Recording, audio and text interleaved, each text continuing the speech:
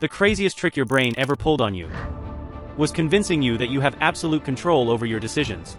We believe that we make every one of our decisions logically, based on facts. But this couldn't be further from the truth. Think about it.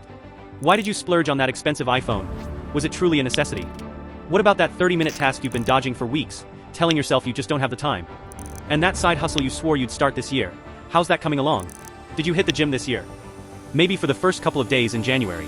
And let's not forget the academic comeback you promised yourself. Doesn't it feel like a distant dream now? We all know what we should do. We know what's best for us, yet we often don't act on it. Why? Because when making decisions, our brains rely on mental shortcuts called heuristics. These shortcuts does help us save time and mental effort. But it is evident from previous examples that they can lead to predictable errors in judgment. That's what we call cognitive bias. Now, these biases do help us to make quick decisions by simplifying complex information. But if history is any indication, the consequences of these errors can be devastating.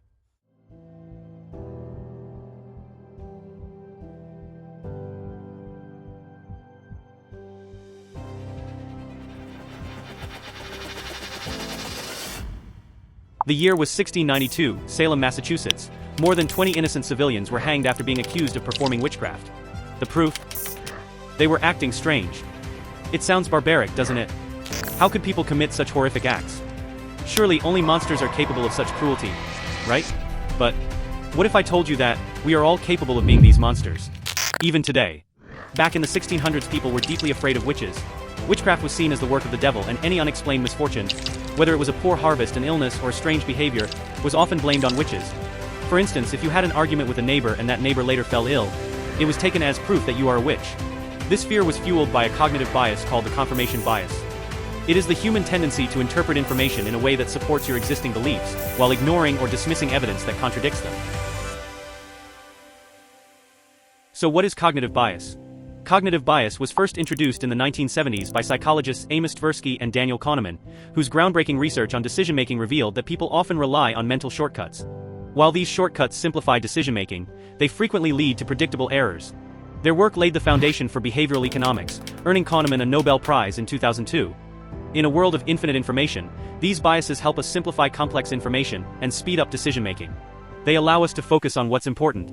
Time is the most important resource that we have, and biases are built to help us save time. Biases like in-group bias also help create a sense of belonging and trust within communities. In short, they help us make decisions faster and more efficiently, increases our confidence, create a sense of community, and create social harmony, enabling us to survive better. While these mental shortcuts serve useful purposes, their downsides often outweigh their benefits when left unchecked. Biases are everywhere. They influence almost all of the decisions we make, the good, the bad, and the ugly. Why else do you think the Nazis justified Hitler and followed him after all of the terrible atrocities that he had committed? Why did people believe that Titanic was unsinkable? Why were the Jews blamed for the Black Death? All of these events, these pieces of our history, are connected to our faulty decision-making machine one way or the other. Various cognitive biases like the confirmation bias, overconfidence bias, in-group bias, or halo effect work their magic to make these events possible. We will discuss all of that in detail in our coming videos. So make sure you subscribe. For now, let me tell you how to turn these puppet masters into your own puppets. Now that we've explored how biases can shape and sometimes ruin our lives, let's talk about how to take control. Now, we cannot get rid of biases altogether, but the more we understand them, the better equipped we will be at recognizing them. And the easier it will be to take control. So here are 8 tips on how to understand and conquer your biases so that you won't have to fall victim to your emotions from now on. 1. Self-awareness. A lack of self-awareness is the reason why we fall victim to these biases. It is because we don't understand what they are that we let these biases control us. Develop self-awareness. The first step to self-awareness is to realize that you are susceptible to these biases. You need to be brave enough to look at yourself and say, I am not immune to this, because you are not. Look at your life and figure which biases you fall prey to the most. Learn about them, understand them, and find ways to conquer these biases specifically. We will be making videos in the future to help you do just that. So subscribe to our channel. Recognize emotional triggers. Our emotions play a significant role in helping our biases lead us down to hell. Now don't get me wrong, emotions are a gift from God. But just because I like sweets doesn't mean I can eat them all day. Too much of anything is bad for us. So pay attention to situations where strong emotions like fear, anger, or excitement might cloud your judgment. 2. Practice critical thinking. Critical thinking is questioning what you believe and seeking proof for your ideas. It prevents you from jumping to conclusions or believing something without evidence. It is key to getting better at recognizing your biases. Question your assumptions. Regularly challenge your own beliefs. Ask yourself, what if I'm wrong? Or what evidence would prove me otherwise? Your beliefs might be wrong, but that's okay. You can't be right all the time. Just don't be afraid of making these mistakes. Seek evidence. Base decisions on facts, data, and logical reasoning rather than relying on gut feelings or stereotypes. Avoid snap judgments. Take time to evaluate all available information before reaching conclusions. 3. Embrace diverse perspectives. As I have said before, you can't be right all the time. And that's okay. It's all a matter of perspective. A coin has two sides. Head and tail. People looking at it from either side see two different things. Just because the other person got a different answer doesn't mean that you are right or they are stupid. It's only when you take the time to look around and see both sides of the coin that you realize that reality is shaped by perspective. To solve this issue, you have to seek opposing views. Listen to people who have different opinions or experiences. Like people from a different country, different culture, or different experience. This can broaden your understanding and reduce confirmation bias. 4. Improve decision-making processes.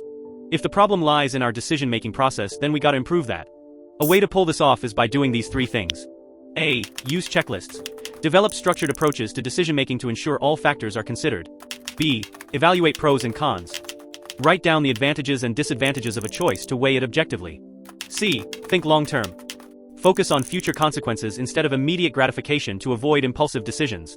Now, all of these can take up a lot of your time at first. But once you nail down the basics and repeat this process, it will get easier and you will learn to make decisions faster. And this time, without shortcuts. 5. Cultivate humility. Humility is accepting that you can be wrong, and that others can teach you something valuable. Overconfidence bias makes you believe your way is always right. Humility keeps you grounded. Admit mistakes. Recognize when a decision was influenced by bias and learn from it. Stay open-minded.